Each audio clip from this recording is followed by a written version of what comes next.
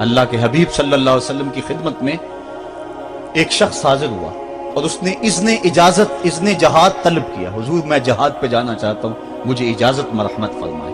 حضور نے فرمایا احی والدہ کا, کیا تیرے والدین زندہ ہیں؟ قالا نعم, عرض کی ہاں حضور میرے والدین زندہ ہیں. قالا ففیہما فجاہد, کہا جا ان کی خدمت کر, یہی تیرا جہاد ہے. ماں باپ کو بلکتا ہوا چھوڑ جائے اور آپ جہاد پہ چلا جائے, ماں فالج میں گری ہوئی ہے اور بیٹا تبلیغی گشت پہ چلا جائے, باپ تڑپ رہا ہے اور بیٹا پیر کی چوکھٹ پہ جھاڑو دیتا پھرے, اللہ راضی نہیں ہوگا. میں سچ کہتا ہوں, اپنے بھی خفا مجھ سے ہیں, بیگانے بھی ناخوش, کہ میں زہر حلاحل کو کبھی کہہ نہ سکا کند. بات وہی کہتا ہوں سمجھتا ہوں جسے حق, نئے ابلۂ مسجد ہوں نئے تہذیب کا فرزند. محمد عربی صلی اللہ علیہ وسلم سے بڑا پیر کون ہو سکتا ہے؟ لیکن حضرت وہ ویسے کرنی نہیں آ رہے. آقا کریم اپنے بٹن کھولتے ہیں اور کرن کی طرف, یمن کی طرف رخ کر کے لمبی سانسیں لیتے ہیں اور کہا میں رحمان کی خوشبو پا رہا ہوں.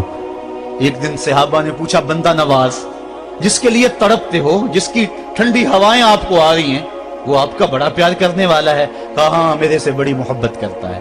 تو کہا پھر اتنی محبت کرتا ہے تو یمن تو دور نہیں ہے, بلال حبش سے آ گیا, سلمان فارس سے آ گیا, سہیب روم سے آ گیا, اور وہ یہاں یمن سے نہیں آ سکا.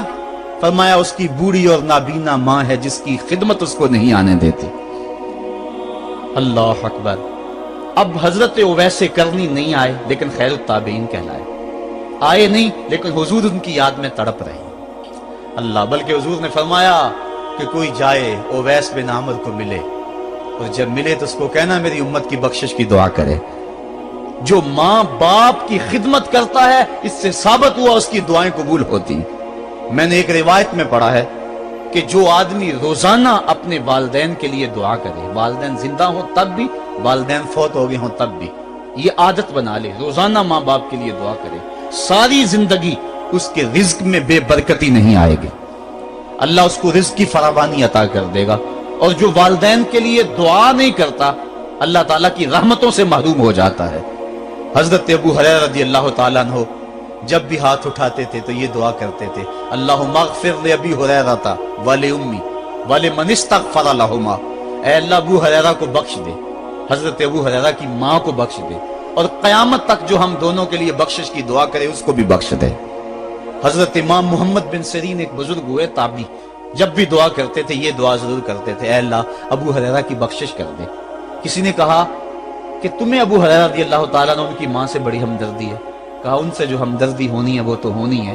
انہوں نے کہا ہوا ہے اللہ ابو ہریرہ اور ان کی ماں کو بخش دے, جو ان کے لیے دعا کرے اس کو بھی بخش دے. تو میں دعا کر کے اپنی بخشش پکی کر رہا ہوں. تو والدین کے لیے دعا کرنا اللہ کی رحمت کو دعوت دینا ہے. تو فرمایا کہ جاؤ اویس بن عامر کو جانا اور جا کے اس کو میری امت کے لیے دعا کا کہنا. حضرت سیدنا عمر فاروق حضرت علی المرتضیٰ گئے, جا کے ڈھونڈا, تلاش کیا, اویس بن عامر ملے, حضور کا سلام کہا, بس پھوٹ پھوٹ کے رونے لگے. کہا بتاؤ میرے رسول کے لبوں پہ میرا نام کیسے آیا تھا, حضور میرا جب تذکرہ کرتے تھے کیسے کرتے تھے. یہ درد دیکھا تو بولے کہ کیا آپ اتنی محبت رکھتے ہیں تو پھر ملنے کیوں نہیں آئے حضور کو, اتنا جو پیار رکھتے ہیں تو زیارت کرنے کیوں نہیں آئے.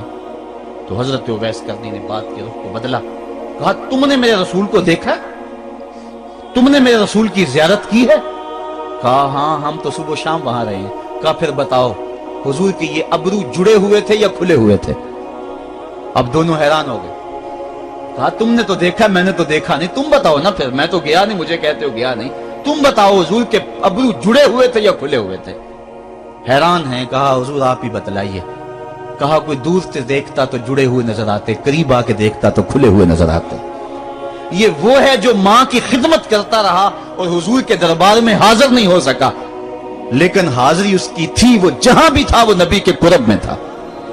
تو اس لیے ماں باپ کی خدمت اتنا بڑا وظیفہ ہے. حضرت بایزید بستامی کہتے ہیں میں نے حق معاف کروا لی اپنی ماں سے, کہ ماں تیرے حق ادا کروں یا اللہ کے حق ادا کروں, تو مجھے اپنے حق معاف کر دے, میں اللہ سے اپنے حق معاف کروا لیتا ہوں, اپنی اللہ کو راضی کر لیتا ہوں. جنگلوں میں گھومتے رہے, 12 سال بیت گئے. ایک دن دوبارہ آئے, بستام کی سمت سے گزرے, خیال آیا چلو ماں کو سلام کر جاؤ. तहज्जुद का वक्त था, रात का वक्त था, दरवाजे पे खड़े रह गए कि मेरी माँ सोई होगी, मैंने कभी कोई खिदमत नहीं की माँ की, तो अब उठा के तकलीफ क्यों दूं। सारी रात खड़े रहे। जब तहज्जुद का माँ वक्त गुजरा तो नाली से पानी आया, समझ गए कि मेरी माँ तहज्जुद के लिए उठी है। दरवाजे के करीब हो गए, माँ ने हाथ उठा लिया, कहा अल्लाह मेरा बेटा बा यजीद तेरी तलब में निकला हुआ है, मैंने उसे अपने हक माफ कर दिए, तू उसको अपना विसाल अता कर दे। हजरत बा यजीद दरवाजा खटखटाने लगे और माँ के कदमों में लिपट गए और रो के कहने लगे, जिस रब को मैं जंगलों में तलाश करता हूँ वो तो रब मेरी माँ के पास है। तो माँ की दुआओं में अल्लाह की रिजा है। माँ राजी हो जाए तो समझ लो खुदा राजी है। अल्लाह ताला जल्ला शानहू ने इरशाद फरमाया, वक़दा रब्बुका अल्ला ताबुदू इल्ला इय्याहु, तेरे रब ने यह तय कर दिया है कि उसके अलावा किसी की पूजा नहीं करोगे। व बिल वालिदैन इहसाना, और वालिदैन के साथ उसने सुलूक से पेश आओगे। इम्मा यबलुगन्ना इंदकल किबरा अहदुहुमा औ किलाहुमा फला तकुल लहुमा उफ़्फ़िन वला तनहरहुमा, अगर तेरे पास दो या दोनों में से एक बढ़ापे को पहुंच जाए तो फिर उनके सामने तूने उफ भी नहीं कहनी और ना उनको झिड़कना है और उनसे नरम लहजे में बात करनी है। जब माँ बाप जवान हो, बच्चों की जरूरियात पूरी कर रहे हैं, उनके तालीमी अखराजात और उनके मुआशी सारे मामलात दुरुस्त कर रहे हो, तो उस वक्त तो वालिदैन की बच्चे ताजीम करते ही हैं। इम्तिहान उस वक्त शुरू होता है जब माँ बाप बूढ़े हो जाते हैं और चलने फिरने की सख्त भी नहीं रहती, सिर्फ सांस की एक डोरी लटकी रहती है। और जिस तरह बच्चा अपने बदन से मक्खी भी नहीं उड़ा सकता था, अब ये हालत माँ बाप पर आ गई और बच्चे की तरह मिजाज चिड़चिड़ा हो गया। जमाने के हालात बदल गए, लेकिन माँ की पुरानी, बाप की वो पुरानी रवश है, वो उसी अंदाज में उसी डगर में बात करता है। ये आजमाइश के दिन है, ये इम्तिहान के दिन है। अब देखना है वालिदैन की इस वक्त ताज़ीम कौन करता है। फरमाया इम्मा यबलुगन्ना इंदकल किबरा, अगर तेरे पास वो बढ़ापे को पहुंच जाए, दोनों पहुंच जाएं या तेरी खुशकिस्मती कि दोनों में से एक पहुंच जाएं या दोनों पहुंच जाएं, तो फिर उनकी तूने ताज़ीम करनी है। क्या कैसे ताज़ीम करनी है? फला तकुल लहुमा उफ़्फ़िन, तूने उनको उफ भी नहीं कहना। हजरत इमाम फखरुद्दीन राजी के हवाले से मैं आज ही सुबह या गुज़श्ता शब उफ की तशरीहात देख रहा था। उन्होंने 12-13 अक़वाल बयान किए हैं, लेकिन 2 कौल फरमाते हैं। उफ ये है कि इंसान के बदन के ऊपर जो शफाफ रहता हो, साफ रहता हो, मट्टी पड़ जाए, रेत का ज़र्रा पड़ जाए तो उसको फूंक मार के उसको हटाता है, तो वो फूंक से जो आवाज पैदा होती है उसको अरबी में उफ कहते हैं। तो फिर उफ हर उस चीज के लिए मनकूल हो गया जो नापसंदीदा है। एक तो कौल ये है कि वालिदैन के सामने इस एहतियात से रहो। दूसरी बात आप फरमाते हैं उफ का मफहूम ये है कि जब माँ बाप बूढ़े हो जाएं तो बोलो बरास चारपाई पे निकल जाता है और इंसान उनको उठा के उनकी खिदमत करता है, सफाई करता है, कपड़े बदलता है।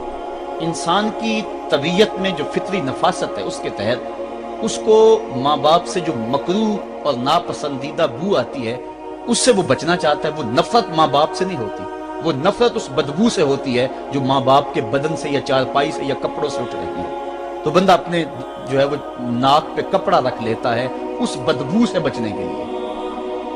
तो उफ के मफहूम को बयान करते हुए हजरत इमाम राजी कहते हैं कि इंसान को इस बात से भी रोका गया है कि तू अपने नाक पे कपड़ा रख के अगर उनको सफाई कर रहा होगा तो माँ बाप के नाजुक दिल पे कहीं ये बोझ ना आ जाए कि मेरा बेटा मुझसे नफरत कर रहा है। इसलिए वालिदैन की ताजीम का आलम यह है कि तू खुले नाक से उनकी खिदमत करे और वो बदबू सहता रहे और अपने नाक के ऊपर कपड़ा भी न रखे कि तेरे माँ और तेरे बाप के दिल के अंदर इतना खलाल और मलाल भी पैदा ना हो। ये है उफ का जुमरा। हजरत इमाम हसन रदी अल्लाह ताला अन्हु ने सारी जिंदगी अपनी वालिदा हजरत फातिमा तो ज़हरा के साथ बैठ के खाना नहीं खाया था। एक दिन हजरत सैयदा फातिमा ने फरमाया कि बेटा मेरा जी चाहता है कि मेरे साथ तुम बैठ के खाना खाओ, लेकिन तुमने कभी भी मेरे साथ बैठ के खाना नहीं खाया, क्या वजह है इसकी? हजरत इमाम हसन फरमाने लगे, अर्ज करने लगे, अम्मी मैं इस डर से आपके पास बैठ के खाना नहीं खाता कि कहीं किसी लुकमे की तरफ आपकी नजर बढ़ जाए और मैं अदमे आगही की वजह से अपने हाथ को उस लुकमे के पे डाल लूं और ना जान सकूं कि इस लुकमे को उठाने का इरादा मेरी मां के दिल में पैदा हो चुका है और मैं अल्लाह की रहमतों से महरूम हो जाऊं, इस डर से मैं आपके साथ बैठ के खाना नहीं खाया करूंगा। यानी मां बाप की ताजीम का आलम यह है, उफ तक ना कहो। हजरत सईद इब्न मुसय्यब रज़ी अल्लाह ताला अन्हु जलीलुल कदर ताबी हैं, वो फरमाते हैं कि वालिदैन के सामने बेटे की हालत क्या होनी चाहिए। तो फरमाते हैं जिस तरह भागा हुआ गुलाम पकड़ा जाए और उसको पकड़ के जो है वो आका के सामने पेश कर दिया जाए, तो उस भागे हुए गुलाम को पकड़ के जब आका के सामने पेश कर दिया जाए तो जो हालत उस गुलाम की होती है, बेटे की हालत ये माँ बाप के सामने होनी चाहिए। अब उन बेटों को सोचना चाहिए जो अपने माँ बाप को दकियानूसी का ताना देते हैं और समझते हैं ये ओल्ड फैशन है, इन्हें क्या पता जमाना कहां चला गया है, और उनके फैसलों को मुस्तरद करते हैं। उलमा ने इस बात को तफसील के साथ बयान किया है कि शरीयत के जो कतई ज़ाब्ते हैं, उन ज़ाब्तों और उन कवानीन को और उन मामलात में तो वालिदैन की फर्माबरदारी नहीं होगी, अल्लाह की अगर मासियत होती हो, लेकिन जो मामले शक वाले हैं वहां माँ बाप के कौल को तरजीह दी जाए। तो फरमाया उनके सामने उफ भी नहीं कहनी, वकुल लहुमा कौलन करीमा, और उनसे नरम लहजे में बात करनी है। वख्फिद लहुमा जनाह ज़ुल्ल मिनर रहमा, और उनसे बात और उनके लिए अपने बाजू बिछा लेने हैं नरम दिली की वजह से, नरमी की वजह से। जब जानवर जमीन की तरफ रुख करता है, ऊपर से नीचे की तरफ आता है तो अपने परों को सकेड़ लेता है, तो उसके लिए ये लफ्ज बोले जाते हैं वख्फिज लहुमा जनाह। तो अल्लाह ताला फरमाया जिस तरह वो जानवर इज्जत से अपने बाजू सकेड़ लेता है और फैलाता नहीं है, वालिदैन के सामने तेरी अकड़, तेरा उहदा, तेरा मनसब, तेरी शाने, तू बड़ा ऊंचा है, लोग तुझे सलूट करते हैं, तेरे हाथ चूमते हैं, तुझे सलाम करते हैं, ऊंची कुर्सियों पे तू बैठता है, लेकिन वो सब वहां छोड़ दे और माँ के कदमों में आजिज बन के बैठ जा, बाप के कदमों में आजिज बन के बैठ जा। वहां अपनी उस किसी चीज का लिहाज रख, परिंदा ऊपर कोड़े तो पर खोले, लेकिन जब नीचे आए तो परों को समेट ले। तेरा ओहदा, तेरा मनसब बाहर रहे, जब माँ बाप के पास आए उस वक्त तू मुअद्दब गुलाम की सूरत में अपने वालिदैन के सामने खड़ा। वकुल रब्बिरहमहुमा कमा रब्बयानी सगीरा, और अगला हक ये बयान फरमाया कि अल्लाह की बारगाह में अर्ज़ कराए, अल्लाह मेरी माँ पर भी और मेरे बाप पर भी रहम फरमा।